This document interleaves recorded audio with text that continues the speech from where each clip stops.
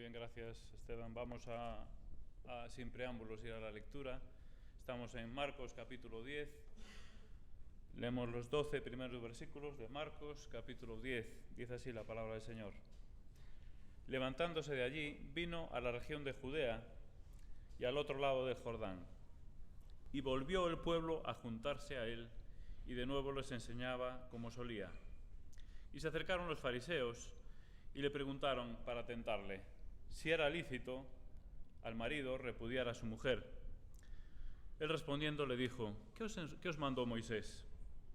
Ellos dijeron: Moisés permitió dar carta de divorcio y repudiarla. Y respondiendo Jesús les dijo: por la dureza de vuestro corazón os escribió este mandamiento. Pero al principio de la creación, varón y hembra los hizo Dios. Por esto dejará el hombre a su padre y a su madre y se unirá a su mujer. Y los dos serán una sola carne, así que ya no son más dos, sino uno. Por tanto, lo que Dios juntó no lo separa el hombre. En casa volvieron los discípulos a preguntarle de lo mismo. Y les dijo: cualquiera que repudia a su mujer y se casa con otra, comete adulterio contra ella. Y si la mujer repudia a su marido y se casa con otro, comete adulterio. Hasta aquí la lectura. Bueno, aquí vemos a Jesús que va camino de Jerusalén y, como venía siendo habitual, pues enseñaba allí por donde iba. El cerco cada vez se iba estrechando en torno a él, ¿verdad? Estaban intentando buscarle alguna falta, alguna cosa, para poder acusarle después. Ahí estaban los fariseos. Los fariseos precisamente ahora sacan un tema y buscan un tema, no un tema corriente, un tema conflictivo, ya también en aquella época, para ver si encontraban pillarlo en algo, ¿verdad? Bueno, tenemos que pensar o preguntarnos por qué sacaron este tema los fariseos, el tema del divorcio. Pero Juan el Bautista no hacía mucho tiempo, como sabéis, fue decapitado precisamente por denunciar la situación irregular de Herodes con Herodías, que era la mujer o fue la mujer de su hermano. Es decir, podían aprovechar esta situación precisamente para pues, sabiendo que Jesús sería restrictivo o pensando que sería restrictivo ante el divorcio, pues podían aprovechar esta situación, ¿verdad? Para que por ahí pudieran pillarlo y acusarlo ante Herodes. Pero es evidente que también era un tema conflictivo en la sociedad socialmente, no solo hoy en día, también en aquel entonces. En los tiempos de Jesús había varias escuelas rabínicas. Las había muy liberales y las había muy restrictivas. La clave era cómo interpretaban Deuteronomio 24, aquel texto al que se hace referencia aquí también, ¿verdad? Cuando dice que si un hombre encontraba alguna cosa indecente en su esposa, podía repudiarla, es decir, podía rechazarla y darle carta de divorcio. Entonces, algunos rabinos interpretaban esto de forma restrictiva. La única cosa indecente tenía que ser algo de caso de adulterio. En ese caso sí se podía dar o podía divorciarse. Pero había el extremo totalmente opuesto. Y había quien pensaba que si tu mujer te quema la comida, si incluso, fijaros, si encontrabais otra mujer más atractiva, pues podías darle carta de divorcio y casarte nuevamente. Ahora, hay que pensar en qué sociedad estamos y a quién estaba Jesús hablando, pero tenemos que pensar, por los términos y la forma en que se habla, era una sociedad profundamente machista. La mujer en aquel entonces, para un judío, era poco más que un objeto. De hecho, se utilizaba este término, el divorciarla. Puedes divorciar a tu mujer. No era algo muchas veces de común acuerdo. Para un hombre era facilísimo entonces divorciarse. Pero para una mujer podía divorciarse, pero tenía que ser con el consentimiento de su marido. Socialmente, esto obviamente tiene unas consecuencias, ¿verdad? Y fijaros que estaba pensando, leyendo Mateo, que es el texto paralelo, que vamos a tener que, lógicamente, ir a Mateo para consultar alguna cosilla, ya veréis después. Pero pensando en el texto paralelo, fijaos la reacción de los discípulos, ¿verdad? Cuando dicen, entonces, sabiendo esto, después de que dice Jesús lo que dice acerca del divorcio, dice Jesús, pues va a ser mejor no casarse. ¿Eso qué quiere decir? Que socialmente ya era algo común y estaba bien visto, estaba normalizado. Bueno, está pasando casi como en nuestra sociedad, ¿verdad? El divorcio está bastante normalizado en nuestra sociedad también. Pero lo cierto es que socialmente lo que hace Jesús es poner las cosas en su sitio. Y en medio de esta sociedad, lo que hace Jesús es decir con claridad que el divorcio está fuera de la voluntad de Dios. No es la voluntad de Dios el divorcio. No es el plan de Dios el divorcio, no es lo que Dios quiere. Eso está fuera de la voluntad de Dios. Y esto es lo que tenemos que tener nosotros en nuestra mente y en nuestra cabeza, que el divorcio está fuera de la voluntad de Dios. Vemos cómo Jesús eleva al matrimonio al lugar donde tenía que estar, o donde tiene que estar, porque de alguna forma estaba siendo envilecido, ¿verdad? En primer lugar, vamos a detenernos en una palabrita que todos la sabemos perfectamente. Se menciona en las bodas y se dice muchísimo, ¿verdad? En el verso 9, lo que Dios juntó, no lo separe el hombre o el ser humano, ¿no? Podríamos también traducir, porque puede separarlo tanto el hombre como la mujer. Pero dice lo que Dios juntó. Y muchas veces, no sé si lo habéis pensado alguna vez, dice, ¿cómo es que lo que Dios juntó? ¿A qué se refiere? Dios no juntó. Podemos pensar, fui yo el que me junté con mi esposa, nosotros hemos decidido casarnos. Fijaros la importancia que tiene el matrimonio al decir el texto lo que Dios juntó. Lo que está diciendo este texto es que el matrimonio está expresamente diseñado por Dios. Institución creada y diseñada expresamente por Dios. Y no está hablando Jesús a los creyentes. Lo que vamos a hablar hoy del matrimonio no está enfocado ni pensado para creyentes, está hablando a la sociedad. Y nosotros también podemos pensarlo de cara a la sociedad. Está hablando de una persona, un hombre y una mujer que se casan y son matrimonio. Eso es algo que Dios ha creado. De alguna forma podemos pensar que el matrimonio no es de origen humano, sino que es de origen divino. Y todo matrimonio está unido bajo el diseño y la bendición de Dios. Lo que Dios juntó. Entonces es muy importante que Jesús lo que trae a escena es precisamente el diseño de Dios para el matrimonio. Y lo que les dice Jesús, a algunos los deja con la boca abierta, ¿verdad? Porque dice una serie de cosas que incluso sus propios discípulos, menuda, todo lo tenemos complicado. Si esto es tan complicado, si no podemos separarnos. Bueno, 5 características menciona Jesús del diseño de Dios para el matrimonio, que valían para entonces y obviamente también valen para hoy. 5 características muy importantes y necesarias y que necesitamos entender para entender también el tema del divorcio. En primer lugar, el matrimonio tiene que ser o es heterosexual. Utilizo el término social hoy más extendido. Es decir, varón y hembra los hizo Dios. Verso 6, varón y hembra. Bueno, hace tal vez tiempo esto era una obviedad. Hoy en día no es tanta obviedad, ¿no? Porque si levantamos la cabeza y vemos a nuestro alrededor, vemos que hay otra realidad en nuestro entorno y vemos que en nuestro país es legal el matrimonio de personas, como sabéis, del mismo sexo. Hay otra realidad.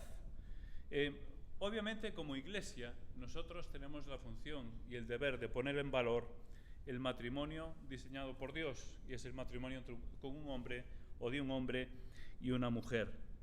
Creo que en este sentido es muy importante y que nosotros como matrimonios debemos ser un punto de luz en una sociedad que está perdida. Sabemos que socialmente esto tiende todavía más a separarse más de la voluntad de Dios. Nosotros tenemos que poner ese punto de luz. Ahora bien, y esto es mi opinión, abro un paréntesis. Personalmente pienso que tampoco debemos emprender ninguna cruzada contra otros tipos de matrimonios o contra otro tipo de relaciones o, por ejemplo, parejas homosexuales, etcétera, etcétera. Es decir, entrar en conflictos, emprender, hacer campañas contra. Creo que no es la función tampoco de la Iglesia. Creo que nuestra función es poner en valor y dar luz precisamente al matrimonio diseñado por Dios. Creo que tampoco es una actitud muy inteligente emprender batallas contra otro tipo de matrimonio. Ahora, por supuesto, debemos expresar lo que nosotros pensamos y lo que nosotros creemos, y tenemos que poner en alza, poner en valor el diseño de Dios, que es un matrimonio, un hombre y una mujer. En la sociedad sabemos que van a otra dirección. Nosotros tenemos que respetar a todo el mundo, por supuesto, pero tenemos que poner en valor lo que es nuestras convicciones y lo que vemos con claridad en la palabra de Dios. La primera característica, por lo tanto, es un matrimonio heterosexual entre un hombre y una mujer. En segundo lugar, y muy importante, independiente. Y hacemos poco caso a esto, porque casi lo pasamos de largo. Dice Jesús, dejará el hombre a su padre y a su madre. Y esto es una característica muy importante en ese proceso de formar una familia. Esto es un aspecto muy importante. Dejará el hombre y la mujer, se sobreentiende, a su padre y a su madre. Ahora, aunque nosotros prestamos poca atención a esto, yo me pregunto si está aquí es por algo, y seguramente por algo importante. El matrimonio tiene que ser y debe formar una unidad independiente, y esto tenemos que entenderlo bien. Es probable, fijaros lo que voy a decir, que muchos matrimonios se vayan al traste, se echan a perder precisamente por no haberse separado de sus padres, por todavía mantener ese vínculo de dependencia de sus padres, y esto puede echar al traste, y seguro que echa al traste más de un matrimonio.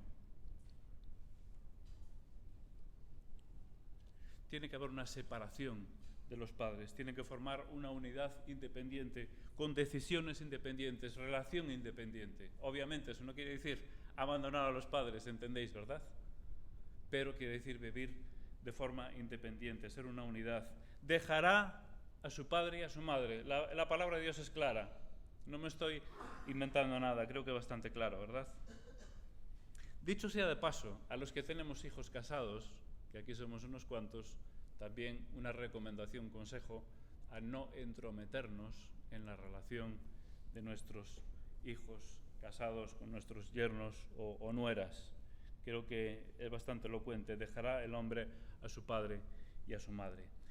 Es una relación, el matrimonio heterosexual, es independiente, es unida o unido, tiene que ser unido. Estamos yendo literalmente al texto. Fijaos, varón y hembra los hizo Dios, dejará el hombre a su padre y a su madre. ¿Y qué sigue diciendo el texto? Y se unirá a su mujer, y los dos serán una sola carne. Unirá, término curioso, proscolao.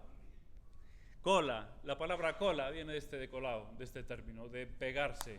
Y la palabra pros es un término intensificador, proscolao, se unirá, como se pegará fuerte con cola. Ese es el mismo término que se utiliza para cola. Es interesante, ¿verdad? Esa intensidad. Fijaros, si por esta expresión no fuese suficiente de hablar de unidad, de pegarse uno al otro, añade precisamente la segunda parte, y los dos serán una sola carne, una sola carne. Literalmente carne, la misma término que utilizamos nosotros para carne, es el que se utiliza aquí. Serán una sola carne. Fijaros el énfasis que hace el texto en la unidad. Es un énfasis doble, insistente. Es evidente que este unirse hace una referencia clara a las relaciones sexuales, a la sexualidad. El apóstol Pablo en Corintios, cuando habla contra la fornicación, dice: el que se une a una ramera, y ahí utiliza el término colao, de cola, el que se une a una ramera, un cuerpo es con ella. Es decir, hay una referencia clara a la sexualidad.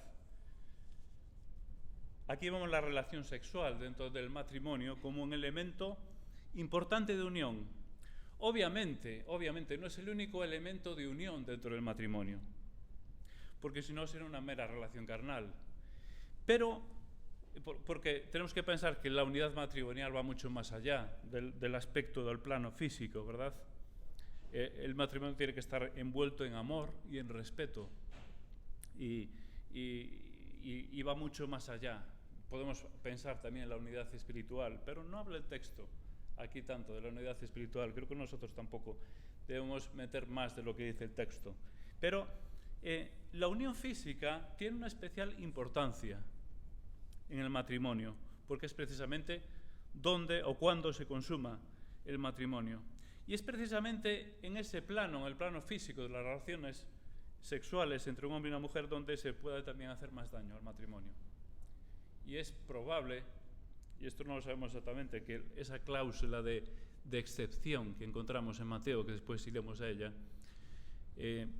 se produce precisamente cuando ataca a este nivel en el matrimonio, en el plano físico, en el plano sexual, es decir, cuando hay infidelidad por parte de una persona.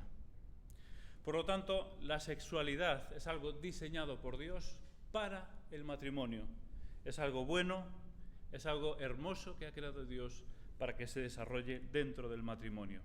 Si yo os pregunto, y si preguntamos, ¿cuál es el fin principal de las relaciones sexuales? ¿Qué me responderíais? Bueno, puede que hubiera varias respuestas. Una de las más tradicionales dentro del ámbito conservador siempre ha sido las relaciones sexuales son para procrear, para traer hijos. Y sí que tienen parte de razón, pero no es lo que dice la palabra. ¿Qué dice la Biblia? ¿Qué dice este texto? Fijaros bien, se unirá a su mujer y serán una sola carne. La primera y más importante finalidad de las relaciones sexuales dentro del matrimonio es ser una sola carne, es decir, la unidad. Las relaciones sexuales son para unir al matrimonio en primer lugar, como segunda consecuencia, última finalidad, obviamente, para la procreación. Si no fuera así, pensad en un matrimonio estéril, qué frustración, si las relaciones sexuales solo fueran para procrear. Las relaciones sexuales tienen la función, como dice la palabra, de unir. Se unirá a su mujer y los dos serán una sola carne.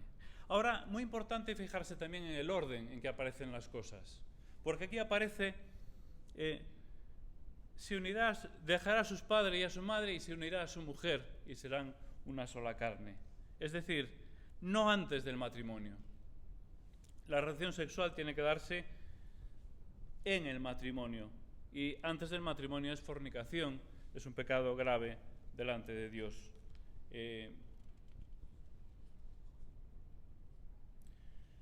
Hablando de sexualidad, decir que la Biblia siempre va mucho más allá. La palabra de Dios va mucho más allá de lo que la sociedad vemos. En la sociedad podemos pensar en placer y por desgracia, se ha hecho de la sexualidad algo casi de dominio público y se ha envilecido de tal manera que es tremendo, ¿verdad?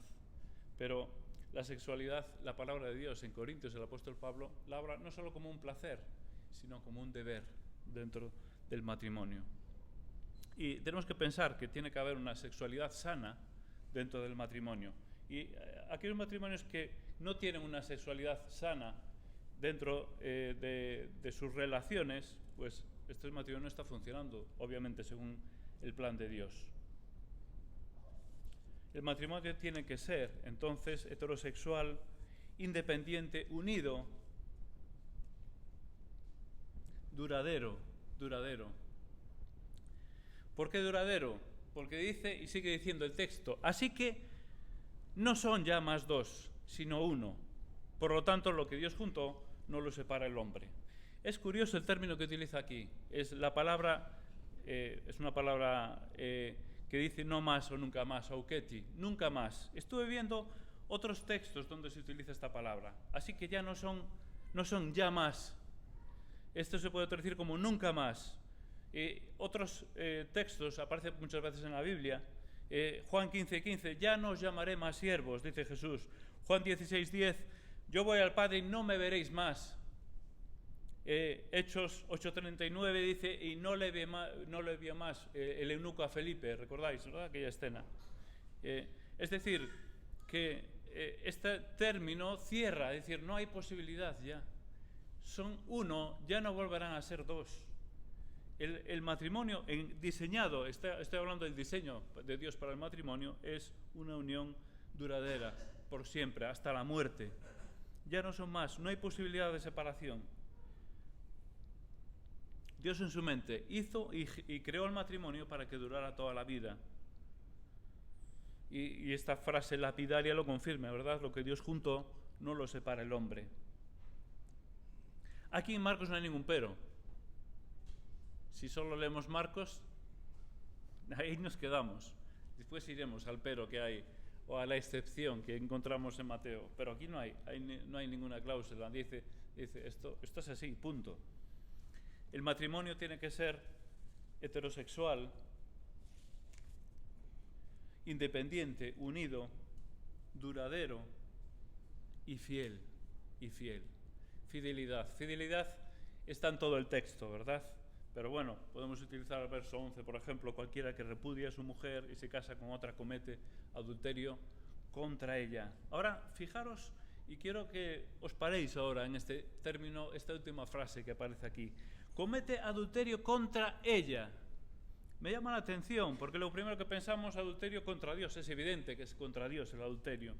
Pero es curioso, es como si se refiere a ese agravio que va directo hacia ella, en este caso, ¿no? Que el marido es infiel a la mujer. La infidelidad, por lo tanto, produce un profundo daño al cónyuge. Comete adulterio contra ella. Y aquí este texto me hace pensar precisamente en Malaquías, ¿verdad? Cuando el Señor habla contra su pueblo por precisamente haber abandonado a la mujer de su juventud. Dice Malaquías capítulo 2, versos 13 y 14: y esta otra cosa hacéis: cubréis el altar del Señor de lágrimas, llantos y gemidos, porque Él ya no mira la ofrenda ni la acepta con agrado de vuestra mano. Dice el verso 14: vosotros decís, ¿por qué? Porque el Señor ha sido testigo entre tú y la mujer de tu juventud, contra la cual has obrado deslealmente. La estoy leyendo en la Biblia de las Américas, puede que haya una diferencia. Aunque ella es tu compañera y la mujer de tu pacto. Aunque ella es tu compañera y la mujer de tu pacto. La fidelidad. Y aquí emplea 3 términos preciosos el libro de Malaquías: la mujer de tu juventud, dice tu compañera, y dice el tercer término, que esto después nos vamos a quedar con él: la mujer de tu pacto. Porque el matrimonio para nosotros tiene que ser un pacto, no una mera relación, que si no me va muy bien, pues bueno, me separo, ya tendré la oportunidad de buscar a otra persona. No, el matrimonio es mucho más importante que eso, es un pacto. Y cuando pensamos en un pacto, pensamos en algo serio. Y fijaros si es serio, porque en el Levítico, en el Antiguo Testamento, la ley mosaica penaba con la muerte a aquel adúltero que tenía relaciones sexuales con otra casada o mujer con otro marido casado. Era penado con el adulterio. Curiosamente, estaba soltero. La fornicación no era penada con la muerte, pero sí el adulterio era penado con la muerte. Ahora bien, respondiendo a la pregunta, porque la pregunta traía cola, ¿verdad? Era para pillar a Jesús. Estamos en media, yo calculo que 10 minutos, incluso algo menos, terminaremos. ¿Es lícito divorciarse? Bueno, si solo nos quedamos en Marcos, ¿qué tenemos que decir? Que aparentemente no, sino lo que dice Marcos, pero obviamente tenemos otro texto paralelo que se encuentra en Mateo. Mateo capítulo 19, no vamos a leerlo todo, podemos leer los versículos 7, 8 y 9. También en el Mateo capítulo 5 también lo menciona, pero el texto paralelo a este viene a ser Mateo 19. Vamos a leer Mateo 19, 7, 8 y 9. Dice, le dijeron, ¿por qué pues mandó Moisés dar carta de divorcio y repudiarla? Él les dijo, por la dureza de vuestro corazón, Moisés os permitió repudiar a vuestras mujeres, mas al principio no fue así. Y yo os digo que cualquiera que repudia a su mujer, salvo por causa de fornicación, aquí es donde está el paréntesis, ¿verdad? Lo que no encontramos en Marcos, lo encontramos en Mateo. Salvo por causa de fornicación y se casa con otra, adultera, y el que se casa con la repudiada, adultera. La ley mosaica decía que si un hombre veía alguna cosa indecente en una mujer podía darle carta de divorcio. La carta de divorcio implicaba que ella se podía casar nuevamente con otro hombre. Bueno, después vemos más adelante la ley que decía que podía casarse, pero no podía volver a su primer marido, ¿verdad? Porque dice el texto allí, porque ha sido envilecida, algo así dice, si mal no recuerdo.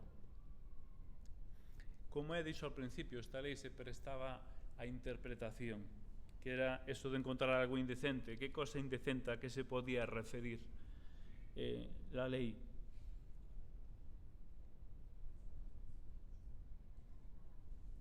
Ahora bien, ¿por qué puso Dios esta ley? Porque se lo preguntan. Entonces, ¿por qué Dios permitió? Si es así lo que estás diciendo, Jesús, ¿por qué Dios permitió divorciarse?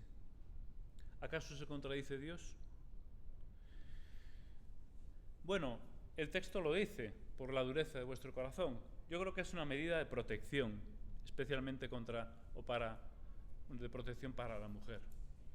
Porque el hecho de poder divorciarse y volverse a casar es una forma de rehacer su vida. Si no pudiera divorciarse en una situación, podéis imaginar, podría ser una situación complicada. Entiendo por la situación, por el contexto del pueblo de Israel en aquel momento, es una medida de protección. Ahora, no es lo que estaba en la mente de Dios cuando diseñó, obviamente, el matrimonio. Fue dada esta ley de capítulo 24 a este pueblo en estas circunstancias. Ahora, el término que vemos aquí en Mateo, dice, no sé, por causa de fornicación, es porneia. Fornicación es relación sexual ilícita.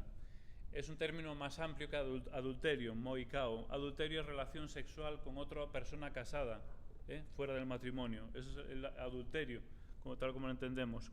Relación fuera, una persona casada con otra, fuera del matrimonio. Porneia incluye moikao, es decir, el adulterio, pero es mucho más amplio el término. No obstante, el hecho de que sea más amplio no quiere decir que haya más motivos aparte de la infidelidad, porque todos los autores y traductores entienden que se refiere con claridad a la infidelidad, a no ser por causa de infidelidad. La causa que legitima o que puede legitimar el divorcio. ¿Es por tanto la infidelidad un motivo para el divorcio? Hay que decir que no necesariamente. Sí puede ser causa que legitima el divorcio, pero no necesariamente. Me explico. Por el hecho de que uno de los cónyuges haya cometido infidelidad no es necesariamente motivo para divorciarse, porque puede arrepentirse, puede restaurarse esa relación. Es más, pienso que debe hacerlo o debe intentar hacerlo.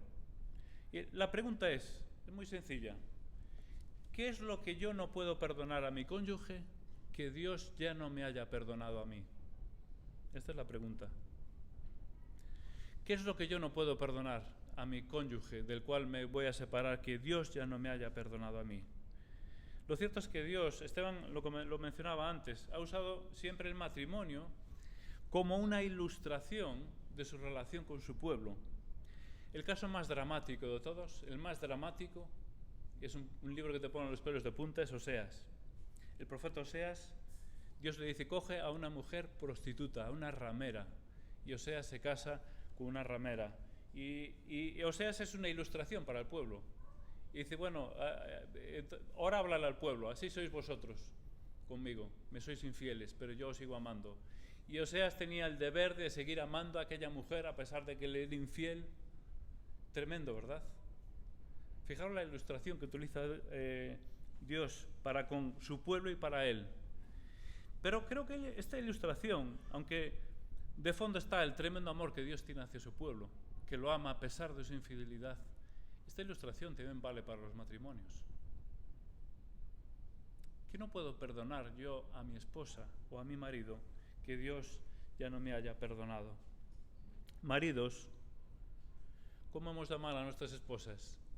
Como Cristo amó a la Iglesia. ¿Cómo nos amó Cristo? ¿Tuvo en cuenta todo lo que le hicimos? Porque mira lo que me hizo mi marido. Porque tú sabes cómo es que me ha hecho esto.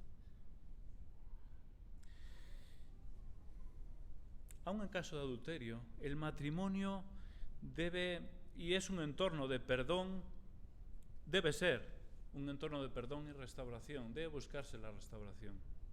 Ahora, sabemos que la convivencia es más compleja, ¿verdad?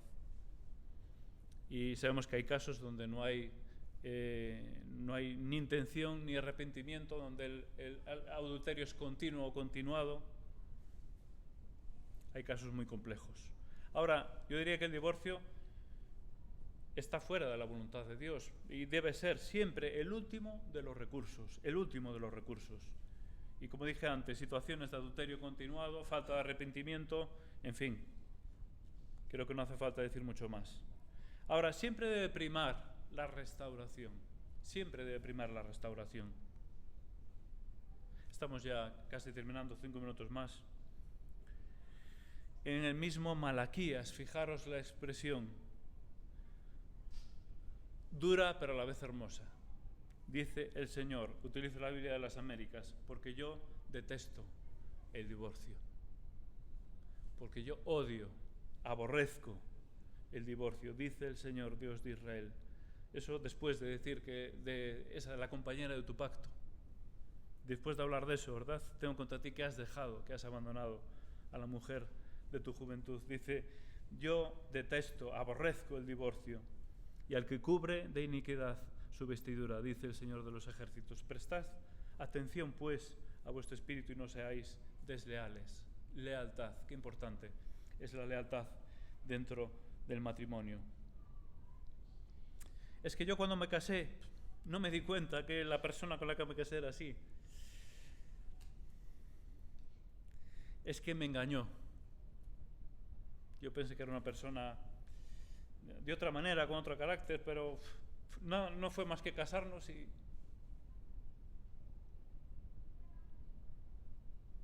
Es que ya no nos queremos. Es que ya no siento nada por él o por ella. Es que la relación es un infierno, etcétera, etcétera, etcétera. Son situaciones que se pueden dar, ¿verdad? Pero una cosa, ¿sabéis cuando Jesús habló del divorcio y cuando dijo que la gente no debía divorciarse? ¿Sabéis con quién estaba hablando? Estaba hablando con personas que muchas de ellas los habían casado sus padres. Muchas de ellos no se habían casado voluntariamente. No sé si sabéis que entonces los esclavos se casaban por obligación de sus amos. Hay un tipo de matrimonio en aquel entonces que entonces el amo decía, tú te vas a casar con esta mujer, también posiblemente algún esclavo. Y decir, Señor, pero vamos a ver, si a mí esta mujer me la han dado, ni siquiera la busqué yo. Jesús está hablando también a estas personas. Es decir, el matrimonio, fijaros hasta qué punto, no sé cómo decirlo, pero si nosotros podemos tener algún motivo, decir, no, Señor, es que esta persona, ¿cuántos más motivos tendrían aquellos? Aquellos que dijeron sus padres, no, te vas a casar porque me van a dar la dote. Esteban ha hablado algo hoy de la dote. Eso ocurría.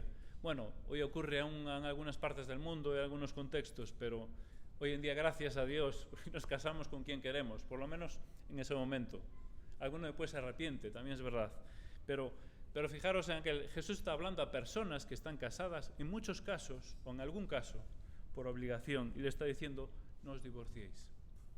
Está diciendo que Dios aborrece el divorcio. Y el plan de Dios es un matrimonio unido para siempre.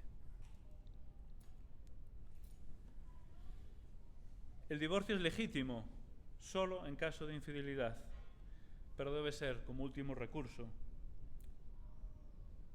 También hay que decir que hay otro aspecto, otra forma, opción legítima de divorciarse, sin incurrir o sin faltar a la palabra. Lo encontramos en 1 Corintios 7, pero no lo vamos a ver hoy, ¿verdad?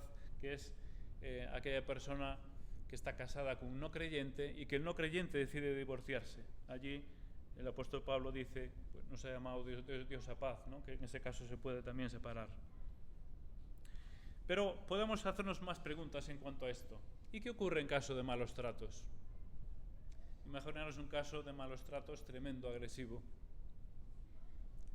donde, bueno, normalmente suele ser la mujer, hay excepciones pero muy pocas, suele ser la mujer normalmente la que es la agredida. Imaginaros, caso de malos tratos donde incluso peligra la vida. Y nosotros con la Biblia en la mano y con la letra en la mano muchas veces vamos, no, tú tienes que seguir con este hombre, aunque te maltrate. Creo que a veces necesitamos ser coherentes. A veces vamos a la tilde y al texto. Es cierto que Jesús no dice nada de separación en el caso de maltrato. Nosotros sabemos que el divorcio está fuera de la voluntad de Dios, pero yo me pregunto, y os pregunto, ¿y el maltrato dónde está? Como diría Rubén, diría fuerísima. Si el divorcio está fuera de la voluntad de Dios, el maltrato está fuerísima. El matrimonio es muy importante, pero es más importante la dignidad humana y la vida humana de las personas. Está muy por encima del matrimonio. El matrimonio es una institución vital, pero la vida y la dignidad de la persona sigue estando, perdonadme, muy por encima. Es decir, que en ese caso, en mi opinión, hay que priorizar la vida y la salud de las personas. Pienso que es un motivo muy fundado para la separación. Caso de malos tratos, estamos hablando de casos extremos. Estoy poniendo un caso extremo porque sabemos todos que las relaciones son muy complejas y son muy complicadas. Y es muy fácil decir aquí lo que es A es A y lo que es B es B. Pero hay casos sin duda complicados. Pero debe primar en este caso, la salud y la vida de la persona. Entonces concluimos ya y nos pasamos un poquito del tiempo, perdonad, pero creo que era importante mencionar esta última parte. Conclusión, yo me quedaría con una frase, con un término que a mí me impacta, ¿no? y que me sorprendió y que para mí es un reto, y es la mujer de tu pacto, el marido de tu pacto. Ver el matrimonio como un pacto. Y tenemos que pensar que en términos de pacto, el pacto nos habla de compromiso vital, profundo, inexcusable, no hay excusas. Yo hice un pacto y voy a seguir adelante con ese pacto. Me he comprometido a amar a mi esposa, a mi marido, y lo voy a hacer, pase lo que pase, ocurra lo que ocurra. Creo que es importante tener esto de trasfondo, ¿no?, en nuestras vidas, y no debemos caer en la dinámica de la sociedad que nos rodea, que va por otro lado, ¿verdad?, donde va por intereses. Bueno, ya no me interesas, ya no me gustas, ya no te quiero, ya no me quieres. No, nosotros no entramos en eso. Yo tengo un pacto, tengo un compromiso que voy a llevar adelante y te voy a amar pase lo que pase. Creo que es importante recuperar esto, y esto es un mensaje a nuestra sociedad. Esto es ser sal en nuestra sociedad, esto es ser luz en nuestra sociedad. Nosotros en esto tenemos que marcar la diferencia.